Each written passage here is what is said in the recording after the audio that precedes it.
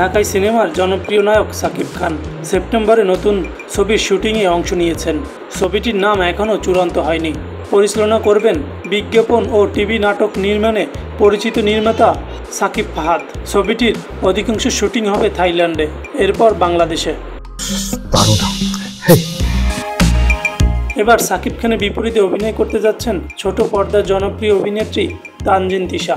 সিনেমার সংশ্লিষ্ট একাধিক সূত্র বিষয়টি নিশ্চিত করেছে। মৌখিকভাবে সবকিছু চূড়ান্ত হলেও এখনও আনুষ্ঠানিক ঘোষণা বাকি। দেশের কিছু সংবাদ মাধ্যমে খবর প্রকাশিত হয়েছিল, সাকিব খান নাকি এই ছবিতে মেজর সিনা মোহাম্মদ রাশেদ খানের চরিত্রে অভিনয় করবেন।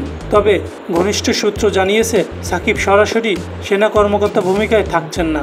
তাকে দেখা যাবে রাষ্ট্রীয় গোয়েন্দা সংস্থার সাবেক এক দক্ষ এজেন্ট হিসাবে, যিনি দেশের জন্য একের পর এক লোমহর্ষক অপারেশন সম্পন্ন করেন।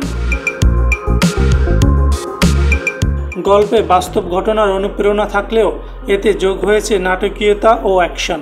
দেশের রাজনৈতিক পরিস্থিতি, দায়িত্ব পালনকালে এক এজেন্টের মানসিক টানাপোড়েন এবং তার ব্যক্তিগত জীবনের দ্বন্দ্ব উঠে আসবে পর্দায়।